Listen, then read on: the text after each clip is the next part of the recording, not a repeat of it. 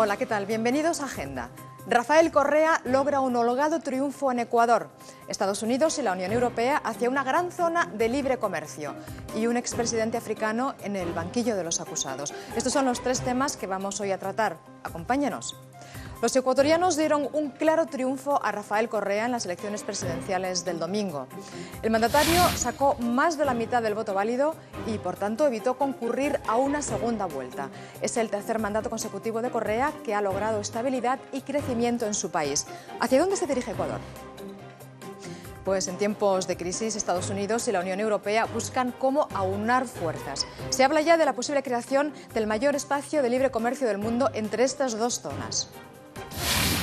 El tratado impulsaría la economía a ambos lados del Atlántico. Cambiaría además la correlación de fuerzas en el comercio mundial. Pero ¿a qué tipo de obstáculos se enfrenta este proyecto? ¿Traería además solo ventajas a los ciudadanos? El expresidente de Costa de Marfil, Laurent Gbagbo, se encuentra detenido desde hace 2 meses en La Haya, en la Corte Penal Internacional. Este martes la Corte decide si lo procesa. Gbagbo está acusado de crímenes de guerra y contra la humanidad por la guerra civil que se desató en su país tras las elecciones de 2010, en las que rehusó reconocer lo que pareció ser su derrota. ¿Qué se puede esperar de la Corte Penal Internacional? ¿Cómo garantiza la imparcialidad? Pues una pregunta fundamental que vamos a tratar hoy, y para ello hemos invitado al estudio a Wolfgang Kaleck. Señor Kaleck, ¿qué tal? Bienvenido. Hola, ¿cómo estás? Pues es una pregunta interesante que le quiero hacer. Por ejemplo, ¿sería posible enjuiciar a los responsables de Guantánamo? Sí, es posible, o en el Tribunal Penal Internacional o en alguna corte nacional, y por eso estamos luchando hace casi 10 años, pero seguramente va a ser una lucha larga. Pues seguiremos hablando ahora de este tema. Gracias por estar aquí y gracias también a Jorge Garzón, investigador del Instituto Alemán de Estudios Globales. Jorge, ¿ves viable entonces la creación de un espacio de libre comercio entre Estados Unidos y la Unión Europea? Sí, es viable, pero va a tomar mucho tiempo, al menos unos 3 años. Va a tomar mucho tiempo en concretizarse. O sea que aquí también vamos a tener que esperar un poco. Y también el presidente ecuatoriano Rafael Correa comienza ahora su tercer mandato. De este tema hablaremos con Walter Trujillo. ¿Qué tal, Walter? Eres periodista, psicólogo y poeta, ¿no? Sí, exactamente. Bueno, ¿cómo ves tu país ahora? Pienso que habrá cambios positivos, habrá cambios trascendentales. Dará mucho que decir. Pues en cualquier caso, desde su primera elección en 2007, Rafael Correa prometió un cambio y sin duda Ecuador se ha convertido en muchos aspectos en un país diferente.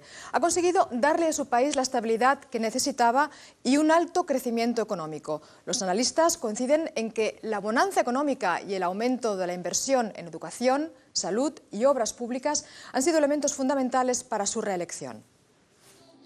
Celebración en Quito de los fieles seguidores de Rafael Correa. Su fidelidad le dio al presidente una victoria más, la del fin de semana pasado por un margen de hasta 40 puntos sobre otros contendientes de la campaña. Este resultado le permitirá seguir gobernando. Este era un país donde el que ganaba sacaba 23-24%, donde en 10 años tuvimos 7 presidentes. Su más cercano contrincante, el exbanquero Guillermo Lasso, reconoció rápido su derrota. Algunos expertos señalan que ni Lasso ni el resto de los candidatos tuvieron tiempo de darse a conocer en una campaña de 45 días. A Correa le esperan retos, el pueblo tiene exigencias. Que el gobierno que gane, esperemos que haga las cosas bien, que Dios le guíe. Mientras, el Consejo Nacional Electoral investiga un intento de fraude. Walter, pues como decíamos, Correa prometió cambios y podemos decir que el país ya no es el mismo que antes. ¿Tú ves un antes y un después?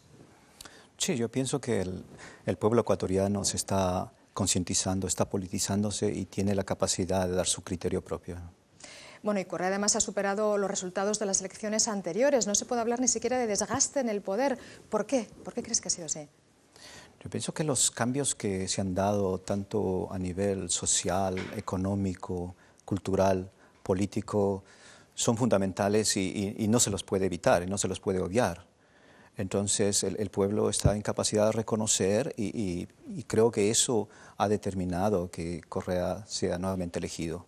¿Y puedes darnos algunos ejemplos concretos de estos cambios a nivel social, por ejemplo? Por ejemplo, actualmente en el Ecuador la gente pobre tiene acceso a la educación, tienen acceso a la medicina, tienen acceso a la recreación. Los pobres ya no son relegados. La gente rica ha sido llamada a pagar impuestos, hay más recaudaciones y esas recaudaciones se pueden ejecutar en proyectos sociales y económicos. Ha habido cambios. ¿Cuál es ahora mismo la base electoral de Correa? Tengo entendido que se ha movido un poquito hacia el centro en estas últimas elecciones. Eso pienso que es muy difícil de decir, ¿no? Es decir, si ha habido un movimiento al centro. De todas maneras, Correa se ha mantenido consecuente, el movimiento de Alianza País se ha mantenido consecuente en cuanto a su política y a su línea política. Y, sin embargo, grupos de izquierda, grupos indígenas, se han distanciado algo del presidente. ¿Puedes hablarnos? Hay un conflicto ahí. ¿Puedes comentarnos un poco? Ahí tenemos que diferenciar, es decir, si el distanciamiento es de la élite política o de la clase política o son las bases que están distanciándose del gobierno o de Correa. Bueno, pero hay un problema medioambiental concreto. Sí, indudablemente hay un problema medioambiental y no creo que solamente del Ecuador, sino es a nivel mundial. Son temas que tienen que tratarse y pienso que en este periodo presidencial el presidente tiene un reto y prácticamente tiene una obligación de poner más asentamiento y llegar a soluciones más objetivas en cuanto al medio ambiente. Y bueno, el crecimiento económico ha sido una de las claves del éxito de Correa. Y un crecimiento en el que ha encontrado además un aliado nuevo y claro, es China. ¿Es concebible ahora mismo una América Latina, concretamente un Ecuador, sin China? Yo pienso que una de las políticas no solamente de Correa, sino de América del Sur, es fortalecer los mercados internos y buscar nuevos mercados externos. Es un proceso inevitable de que hoy China sea un factor económico decisivo para Ecuador. Además, no tenemos que olvidarnos que China es el tercer importador de recursos y de petróleo. Y Ecuador tiene buenas experiencias con China, entonces yo no veo la razón por la que Ecuador no tiene que transar o llegar a acuerdos comerciales o económicos con China. China es el principal destinatario del petróleo de Ecuador. También China es el principal acreedor de Ecuador. Tú estabas diciendo que como socio ha dado buen resultado. Digamos que es una buena asociación China-Ecuador. ¿En qué se diferenciaría, por ejemplo, China como socio comercial o un país de la Unión Europea o Estados Unidos? Como socio comercial, yo pienso que es positivo. Si hacemos comparaciones, relaciones con los otros socios, tanto europeos como americanos, siempre ha habido una diferenciación, siempre ha sido negativo para el país. Si hablamos de empresas, por ejemplo, la tecnología nunca ha sido transferida, es decir, no ha habido un transfer tecnológico y tampoco se ha preparado a los especialistas para que puedan continuar con esas empresas. Simplemente las empresas han dejado de existir. En cambio, con China hay experiencias muy positivas en el sentido de que China promete calificar a la gente y promete el transfer tecnológico. Bueno, y decíamos que China es el principal comprador del petróleo de Ecuador. Evidentemente la explotación minera, la explotación del petróleo en Ecuador también estábamos comentando que causa un problema ecológico y un conflicto con las poblaciones indígenas. ¿Puedes hablarnos de este conflicto? ¿Tiene vistos de solución? Yo pienso que hay solución.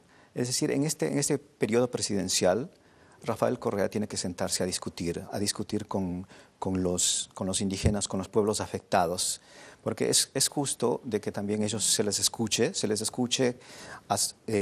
y se atienda sus requerimientos, sus exigencias.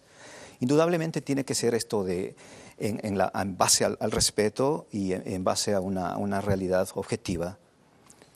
Pero los indígenas, indudablemente, ellos tienen el poder del conocimiento, es decir, ellos han vivido con su naturaleza, ellos han vivido en esas regiones por miles de años. Entonces son los indicados y son los llamados a aclarar y a indicarnos cuál es el desarrollo de esa naturaleza, cómo se puede llegar a un acuerdo, cómo se puede explotar los minerales sin que se haga daños ecológicos graves. Jorge, ¿cómo crees que se percibe el gobierno de Correa aquí en Europa? Bueno, pienso que tal vez hay un poco de desconocimiento, tal vez se atribuye tanto a Correa como a Chávez, como a Evo Morales, como ser una izquierda radical. Pero creo que, como bien dice el colega, de hecho está haciendo muchos cambios en su país, ¿no? Y yo creo que la Unión Europea debería considerarlo como un aliado, un partner, ¿no? También ha habido críticas desde aquí por la cuestión de la libertad de prensa en Ecuador. Una de las claves del éxito de Correa, aparte de sus éxitos económicos, aparte de su traducción en bienestar social, esos éxitos económicos, también es su presencia constante en los medios de comunicación. Y bueno, las nuevas leyes con respecto a los medios provoca aquí cierto rechazo. ¿Cómo se ve eso? O como jurista, ¿cómo lo ves tú? Bueno, el discurso europeo sobre Latinoamérica, claro, es un discurso neocolonialista. Es muy reaccionario y me sorprende siempre cómo tratan a gobiernos como Correa, como Kirchner. Y claro, tienen criterios políticos para evaluar también la crítica de derechos, de violaciones de derechos humanos es muy político. Pero sin duda hay que criticar Corea para algunos asuntos, hay que criticar a Kirchner y a Chávez, pero no en esta manera como lo hacen acá en Europa. ¿Y el tema de los medios, crees que se puede solucionar de otra manera? Bueno, es una pregunta realmente complicada, ¿no? Es decir, no quiero dar una alternativa a ninguna solución, pero pienso que en el futuro se tiene que llegar a acuerdos. Es importante democratizar los medios de comunicación, es importante que personas, periodistas, tengan acceso a los nuevos medios de comunicación o tengan acceso a fundar o generar medios de comunicación alternativos que no necesariamente respondan a los intereses del gobierno o a los intereses privados o a los intereses particulares. Venezuela es un país profundamente dividido. ¿Ecuador se encamina también hacia eso? Yo creo que no, es decir, Ecuador ¿Son los frentes políticos tan radicalmente diferentes como es el caso de Venezuela? Sí, es muy difícil también de contestar al respecto. Son culturas, son grupos que me atrevería a decir en Ecuador hay una cierta homogeneidad, una cierta comunidad en cuanto a los grupos, porque si bien sabemos, a través de nuestra historia, la mayoría de la población ha sido perjudicada. Entonces, eso hace que se encuentren objetivos comunes, es decir, que la mayor parte de la gente busque reivindicaciones, busque nuevas formas de vivir, o busquen el derecho a realizarse o el derecho a vivir mejor. Y bueno, y ahora de Correa, ¿qué se espera en estos próximos 4 años? Correa indudablemente va a hacer revisiones a la política anterior, es decir, por ejemplo, hay una mejora en cuanto a las exportaciones porque hasta cierto punto existe una dependencia en cuanto a la exportación del petróleo, pero ahora con la creación de la refinería del Pacífico se va a poder producir los productos en Ecuador, inclusive no solamente para consumo interno, sino para consumo externo, consumo a nivel de la comunidad latinoamericana. Y inclusive con lo que se ha reactivado las hidroeléctricas, hay posibilidad también de exportar energía a los países vecinos. Es decir, va a haber mejoras y pienso que también va a haber mejoras a nivel ecológico y en el sentido de que se tiene que conversar, se tiene que llegar a acuerdos con las comunidades indígenas afectadas en cuanto al medio ambiente. Hay también ciertas asignaturas pendientes, como casos de corrupción, como por ejemplo también la inseguridad en el país. ¿Crees que en eso se va a seguir trabajando? Sí, se tiene que trabajar porque si queremos lograr una cierta tranquilidad para poder desarrollar al país, la seguridad es importante, que funcionen las leyes, que la justicia funcione, que no solamente como era antes de Correa, la justicia era solamente para la gente pobre, ahora la justicia se aplica a todo nivel y a toda persona. La corrupción no es un problema exclusivo de Ecuador, pero pienso que en ese campo también se va a trabajar a nivel de la corrupción. ¿Pero cuánto espacio hay para la crítica? ¿Me podrías repetir la pregunta, por favor? Sí, ¿cuánto espacio hay para la crítica? Se dice de Correa que es un líder un tanto prepotente. ¿Estarías de acuerdo con eso? Es una manera de percibir, ¿no? Es decir, cada persona percibe de acuerdo a sus intereses, de acuerdo a su conocimiento y de acuerdo a la información que tiene. Yo no le podría catalogar como impotente o como dominante, ¿no? Y aquí en Europa, ¿qué es lo que se espera de Correa ahora en los próximos 4 años? Pues pienso que se espera que mejore que no reprima tanto a la prensa, tal vez, que es el punto el punto que está en el focus de atención en Europa. Y no sé si Ecuador va a tratar de negociar un acuerdo de libre comercio con Europa. No lo sé, yo creo que Correa más que todo se va a afianzar esas alianzas con China o con otros aliados extrarregionales como tal vez Rusia o India antes que mirar a la Unión Europea, ¿no? Bueno, y de mercados vamos a hablar ahora. Imagínense, un mercado de más de 800 millones de personas en lo que sería la mayor zona de libre comercio del mundo. La idea de crear un espacio de este tipo entre Estados Unidos y la Unión Europea no es nueva, si bien hasta ahora las dificultades parecían insuperables. Sin embargo, ya sea por la crisis o por el imparable avance de China, esta vez tanto Washington como Bruselas parecen interesadas de verdad en acercarse. El presidente de Estados Unidos, Barack Obama, reveló que tiene planes para un nuevo acuerdo comercial. Tendremos reuniones para un amplio acuerdo comercial y de inversión conjunta con la Unión Europea, porque un comercio libre y justo a través del Atlántico estimulará millones de empleos bien remunerados para los estadounidenses. Los líderes europeos saludaron esta propuesta, que podría crear la zona de comercio más grande del mundo. Pero ¿será fácil tender puentes sobre las diferencias que hay entre Estados Unidos y la Unión Europea? Los productos alimenticios podrían ser un gran impedimento. Europa tiene una de las regulaciones más duras en cuanto a productos genéticamente modificados, los cuales son ampliamente aceptados en Estados Unidos. Este gran plan enfrenta grandes retos. Pues sí, grandes retos. Pero bueno, ¿y por qué ahora y no antes? ¿Es la crisis lo que lleva a Estados Unidos y a la Unión Europea a decir, bueno, venga, vamos a remar el hombro? Sí, sobre todo la crisis. De hecho, planes para hacer un acuerdo de libre comercio existen desde los años 90 entre ambas regiones, pero no era considerado como una prioridad política porque las relaciones, de hecho, estaban bastante liberalizadas. De hecho, el promedio de arancel en ambas regiones llega a 3%. Pero el hecho que la crisis, el hecho que Estados Unidos haya crecido tan poco y la Unión Europea haya entrado, de hecho, en una recesión, de hecho, durante el 2012, es sobre todo lo que ha impulsado alguna estrategia o algún medio de relanzar o de aumentar crecimiento a través del comercio bilateral. ¿Y de qué tipo de área de libre comercio estaríamos hablando? ¿De qué tipo de tratado estaríamos hablando? Bueno, por lo pronto sería un acuerdo de libre comercio que apunte a ser un área de libre comercio, ¿no? Y entonces... ¿Qué significa eso exactamente?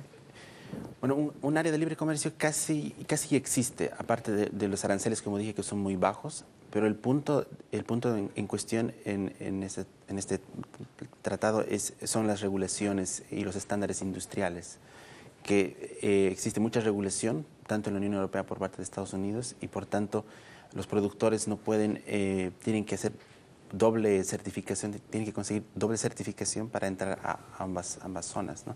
Entonces lo que quieren hacer es limar todas esas presas, lo cual va a ser bastante difícil, ¿no?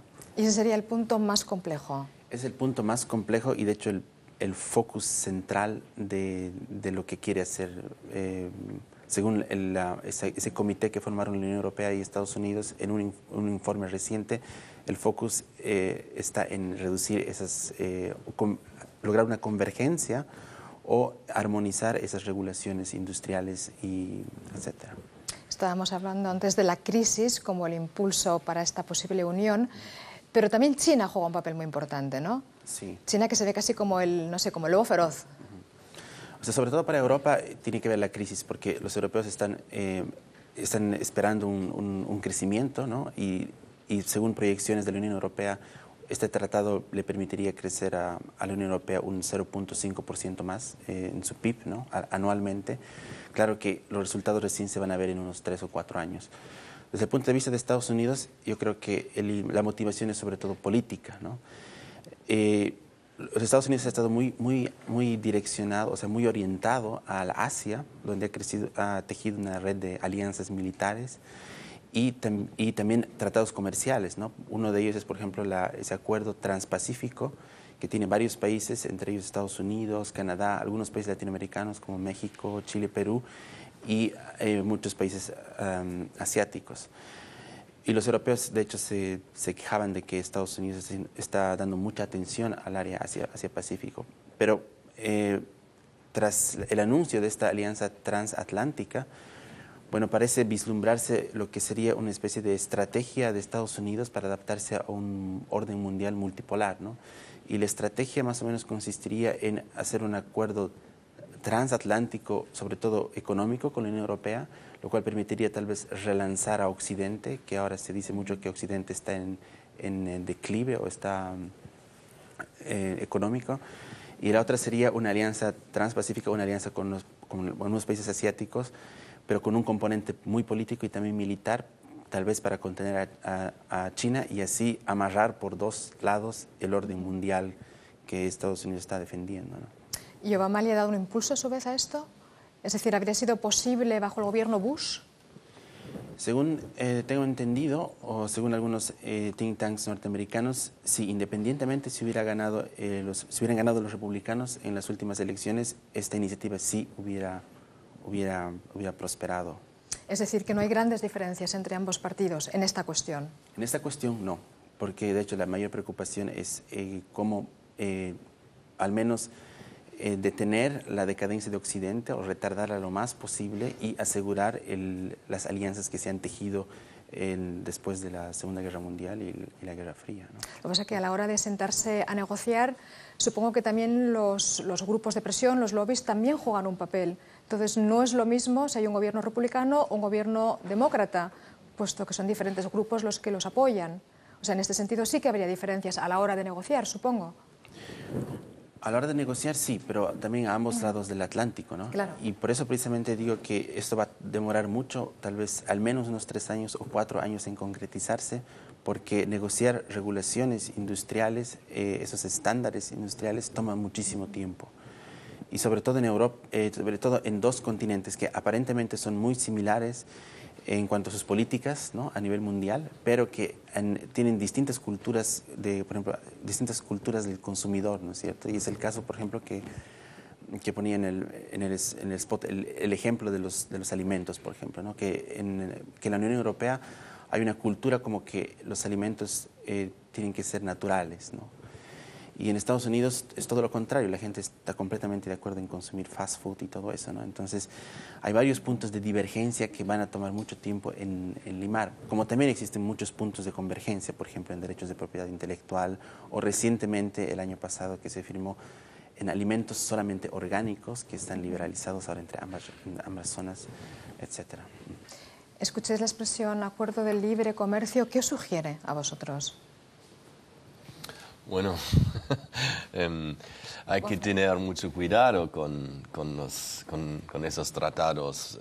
Hay que ver los efectos que tienen, por ejemplo, con el tratado India-Unión Europea. hubo mucha crítica profunda porque el tratado va a tener el efecto de la destrucción de comercios pequeños en India que dan una existencia económica a miles de personas. Todos los tratados libres de comercio con Latinoamérica no tienen bastante en cuenta las violaciones de derechos humanos, por ejemplo, Colombia, por ejemplo, Perú. Y entonces no hay que solamente ver el valor de un comercio libre, sino hay que analizar todos los efectos de esos tratados. En ese sentido me pregunta también cómo es la posición de sindicatos de los ambos lados en Europa y Estados Unidos. Claro, sobre todo va a haber mucha demanda a nivel europeo para que las negociaciones sean muy transparentes, y esas negociaciones entre las corporaciones, es natural que las corporaciones deseen más liberalización, y va a haber un lobby muy fuerte en Bruselas, tanto de corporaciones norteamericanas como europeas, pero también va a haber un lobby muy fuerte de la sociedad civil, de organizaciones no gubernamentales, que van a tratar de defender todas esas cosas que se han ganado respecto a derechos de los consumidores, respecto a seguridad industrial, respecto a regulaciones ambientales, etcétera. Tú hablabas de negociaciones transparentes, pero ¿realmente son transparentes? En realidad, debajo de la mesa no es donde ocurren la mayoría de los pequeños acuerdos y el tira y floja, ¿no está debajo de la mesa? Claro, pues sí. Claro, uno de los grandes reproches a ese acuerdo transpacífico es precisamente su secretismo, ¿no? Que se lo hace a puerta cerrada y todo eso. Sin embargo, creo que a ambos lados del Atlántico hay una sociedad civil tal vez más fuerte, y claro que va a haber también ese secretismo, lobismo, pero bueno, de hecho la sociedad civil debería presionar para que sea lo más transparente posible, ¿no?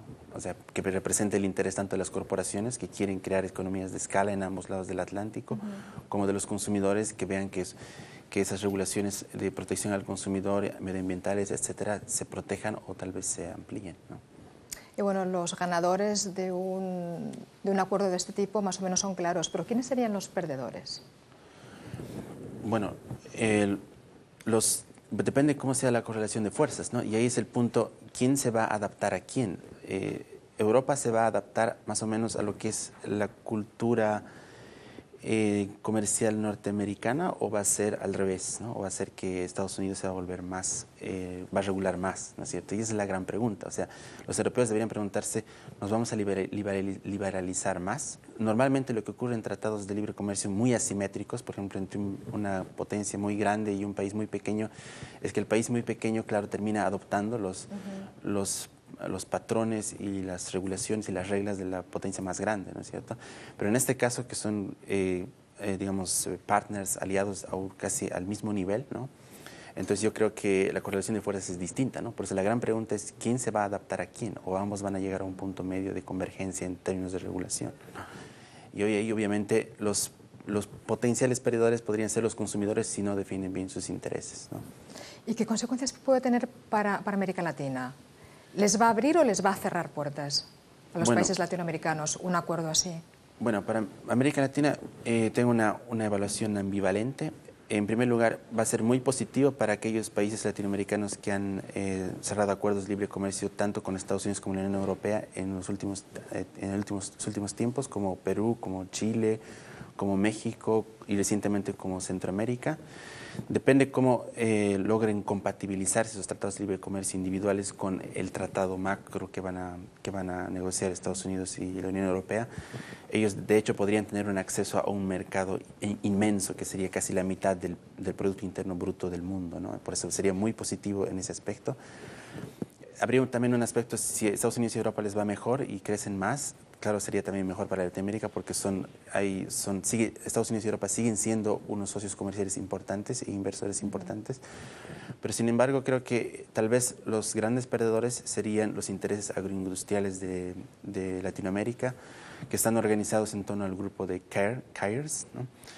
Que incluye a todos los países sudamericanos menos Ecuador y Venezuela, que tratan de eliminar los subsidios que la Unión Europea y Estados Unidos dan a su agricultura. Si llegara a ser el caso que Estados Unidos y Europa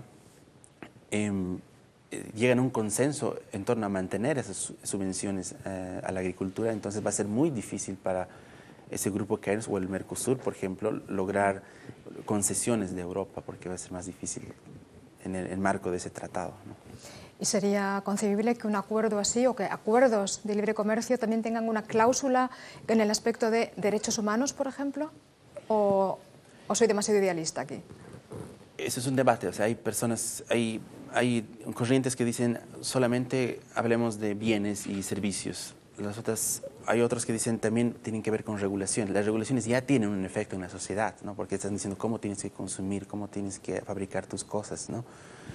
O cómo tienes que contaminar tu medio ambiente. Y el otro extremo sería la cuestión de que tengan que ver con cuestiones de convergencia política, como los derechos humanos, etcétera. Claro que idealmente deberían embarcar una cosa más amplia, ¿no? Wolfgang, como jurista, ¿hay presión en ese sentido? No, no hay mucha esperanza tampoco que sale algo positivo para los derechos humanos de un tratado libre de comercio entre los dos lados. Bueno, pues pasamos ahora al siguiente tema, derechos humanos también. La Corte Penal Internacional supone un importante paso en la lucha contra la impunidad. Se trata del primer organismo judicial internacional de carácter permanente encargado de perseguir y condenar los más graves crímenes como genocidio o crímenes de lesa humanidad. Pero desde su creación, hace algo más de una década, el tribunal se enfrenta a algunas dificultades. Veamos. Hace poco más de un año, la Corte Penal Internacional acusó y ordenó arrestar a Laurent Gbagbo, expresidente de la Costa de Marfil. Contra él pesan cargos de crímenes contra la humanidad como asesinatos y violaciones a mujeres, todos cometidos cuando gobernaba. Los hechos se remontan a las elecciones del 2010, cuando el mandatario africano se negó a aceptar la victoria del ahora presidente Alassane Ouattara. Los seguidores de Gbagbo habrían cometido presuntamente esos hechos contra civiles partidarios del líder opositor. Esta semana, la Corte Penal Internacional decide si hay pruebas suficientes para juzgarlo. Expertos critican su parcialidad, que solo perseguiría a ciertos países y protegería a otros. Wolfgang, antes de empezar con este tema, me encantaría aclarar una cierta confusión en torno a estos tribunales internacionales que hay en La Haya. Está la Corte Penal Internacional, el Tribunal Penal, la Corte Internacional de Justicia, luego hay también tribunales individuales para casos concretos, como por ejemplo el de Ruanda. ¿Puedes aclararnos un poco? ¿Es lo mismo? No son lo mismo. No, en realidad es difícil de entender, pero el Corte Penal Internacional ahora tiene 11 años de trabajo y es una institución que tiene como base el Tratado de Roma del año 98 y que hasta ahora han firmado más que 120 países del mundo. Pero no depende directamente de la ONU, ¿no? No depende de la ONU, la construcción es así, que tiene un fiscal independiente que no está bajo el control del Consejo de Seguridad. Bueno, pero el Consejo de Seguridad puede mandar causas a la Corte Penal Internacional, como ha pasado en el caso de Libia y de Sudán. Bueno, has mencionado la palabra independiente, ¿no? Juez independiente. Creo que la palabra independiente aquí es clave. ¿Es independiente esta Corte? Sí y no. Bueno, la Corte está trabajando en un ámbito político, en un ámbito dominado por países poderosos. Y entonces está claro que no puede actuar en una manera de libertad total. Eso es claro. Entonces, que tenemos que demandar es lo más independiente que posible, que trabajan lo más independiente que posible. Y en ese sentido sí tenemos crítica, sobre todo a la institución de la Fiscalía, a la Corte. Y una cosa, ¿de qué forma ejercen su influencia estos países poderosos?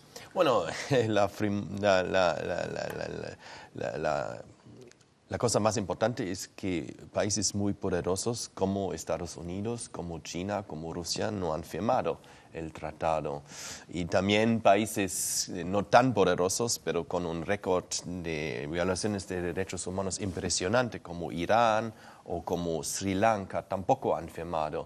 Entonces, muchos países que merecen realmente una reacción jurídica a sus violaciones de derechos humanos no están participando en ese sistema. Y eso es, claro, eso hay que acabar en el futuro, pero ahora la Corte tiene que tratar con esa realidad. Y sin embargo, en algunos temas concretos, Estados Unidos sí que coopera puntualmente con la Corte. Es decir, que hay un cierto nivel de cooperación. Sí, bueno, para los temas que les interese. Claro, como mencioné, los Estados Unidos no ejercician su veto en la causa Libia y en la causa Sudán como parte del Consejo de Seguridad. En ese sentido sí cooperan, pero hay que demandar mucho más de los Estados Unidos. ¿Y podría cambiar ahora en el segundo mandato de Obama? Bueno, hay gente que tiene un optimismo, yo no sé, tampoco es mi problema. Sí hay que demandar, es tarea de los diplomatas que demandan algo del gobierno de Estados Unidos. Nosotros, del Movimiento de Derechos Humanos, tenemos otro punto de vista. Tampoco estamos concentrados solamente, el trabajo no está solamente dirigido a la Corte Penal Internacional, sino también tenemos en vista todas las jurisdicciones nacionales. Entonces, bueno, si no es posible de presentar una querella contra los Estados Unidos en La Haya, vamos a los propios Estados Unidos. Si no es posible en Estados Unidos, vamos a España, vamos a Francia, que juzgan causas de tortura en Guantánamo o en Irak o en otros lados. Entonces hay que desarrollar una presión también de parte de la sociedad civil, del movimiento de derechos humanos. Wolfgang, llama la atención que estos tribunales que hemos mencionado, ya sea la Corte Penal Internacional o la Corte Internacional de Justicia, en realidad hasta ahora solo han sentado en el banquillo de los acusados africanos. Llama la atención realmente. Sí, bueno, es un hecho y hay que analizarlo, pero la crítica es también un poco injusto, porque muchos de los crímenes de la última década, y solo esos crímenes pueden juzgar en La Haya, pasaron en África. Muchos de los estados que han firmado el tratado son de África. El problema es que... bueno, entonces hablamos, sí.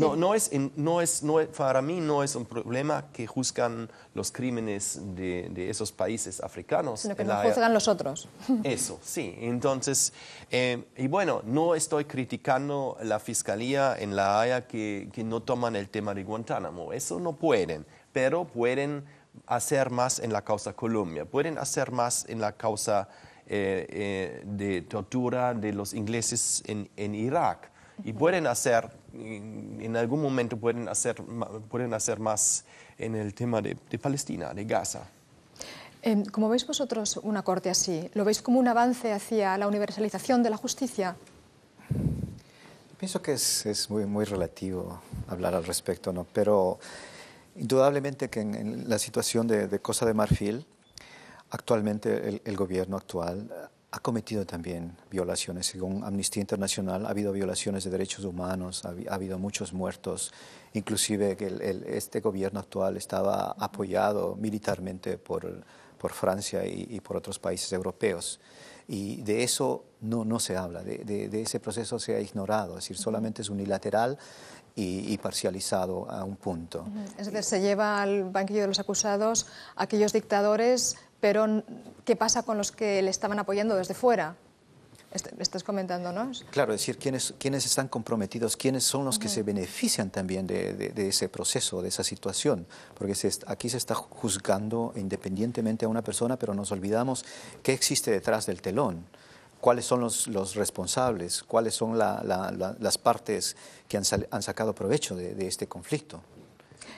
Tu organización, que es una ONG de juristas, quiere llevar a Colombia al banquillo de los acusados. ¿Nos puedes hablar de este tema?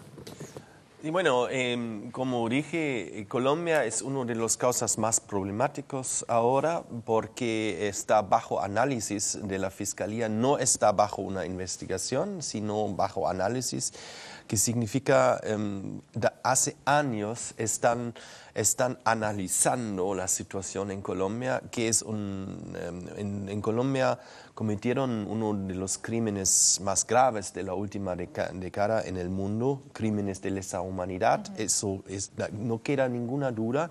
Y el problema es que la Fiscalía en La Haya dice hace años que, bueno, vamos a esperar qué pasa en Colombia. Y la verdad es sí está pasando algo en Colombia. La justicia colombiana, los organismos de derechos humanos, sí han logrado que algunos casos de paramilitares están juzgando en el propio Colombia. Pero que no pasa hasta ahora en Colombia es que la cúpula militar y la cúpula política, sobre todo el gobierno Uribe, no están en el banquillo. Y nuestra demanda es que hay que abrir una causa contra Colombia también para desarrollar más presión a la justicia colombiana, que juzgan a los máximos responsables.